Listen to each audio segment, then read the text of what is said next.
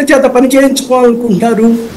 వాళ్ళకి బాగా పరిచయాలు ఏర్పడ్డాయి, గ్రామాల గురించిన వివరాలు బాగా తెలుసు, గ్రామస్తుల గురించిన మా కుటుంబ వివరాలు బాగా తెలుసు. కాబట్టి వాళ్ళైతే బాగా పనికొస్తారు, ప్రభావితం చేయగలుగుతారు అనేటువంటిది.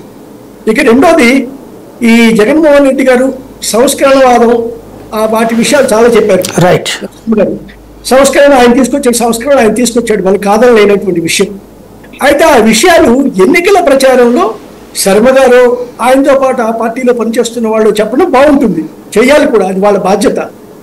అయితే ఈ వాలంటీర్ల ద్వారా చెప్పిస్తున్నారండి. ప్రతిసారి పెన్షన్ ఇచ్చేటప్పుడల్లా కూడా ఇదిగో మళ్ళీ మీరు జగన్ని గెలిపిస్తేనే ఈ పెన్షన్ వస్తుంది అనే మాట వాలంటీర్ వాడుతున్నాడండి. ఇది ప్రత్యక్షంగా చూసినటువంటి విషయం. నా దగ్గర చదువుకున్న విద్యార్థులు కూడా ఈ ఉద్యోగాల్లో చేరిన వాళ్ళు ఉన్నారండి. సచివాలయ సిబ్బందిలో పనిచేస్తున్న వాళ్ళు ఉన్నారు, వాలంటీర్స్ గా చేస్తున్న వాళ్ళు ఉన్నారు. ప్రతి నెల కూడా వాళ్ళు ఈ సందేశం ఇస్తున్నారండి వాళ్ళకి. మీకు ఏ బెనిఫిట్ కావాలన్నా కూడా మళ్ళీ జగన్మోహన్ రెడ్డిని గెలిపించండి. ఇది ఉచిత ప్రచారం చేసుకోవడం కోసం చేసుకున్నటువంటిది తప్పించి ఈ వ్యవస్థని మాత్రం ఇది అభ్యంతరకరం. మంచి జరుగుతుందా అంటే జరుగుతుండవచ్చు, బట్ ఇది ఈ విషయం గమనించాలండి ప్రభుత్వం.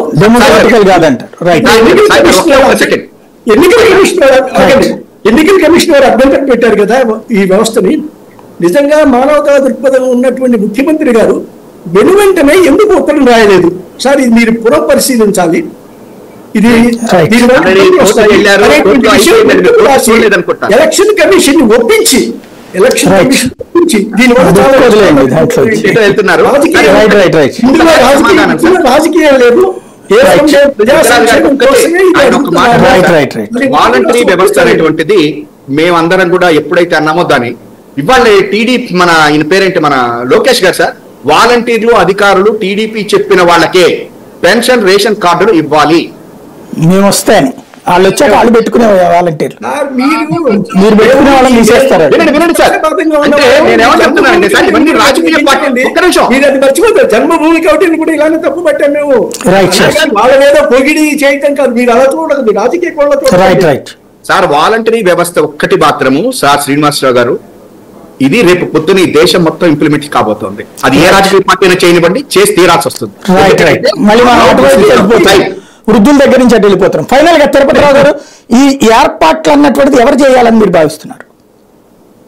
ఇప్పుడు ఒక్క విషయం సాయి గారు, దీంట్లో నిన్న తెలుగుదేశం ప్రతినిధులు వెళ్ళి ఎవరిని కలిశారు సార్? చీఫ్ సెక్రటరీని కలిశారు. అఫ్ కోర్స్ ఇవాళ పేపర్ లో నెక్స్ట్ ఆయన వంతని కూడా ఏదో వచ్చింది, అది వేరే విషయం అనుకోండి. అధికారులు కూడా ఏమో నిష్పక్షపాతంగా ఉన్నారని లేదు కదా. 4 IAS లు 4 IPS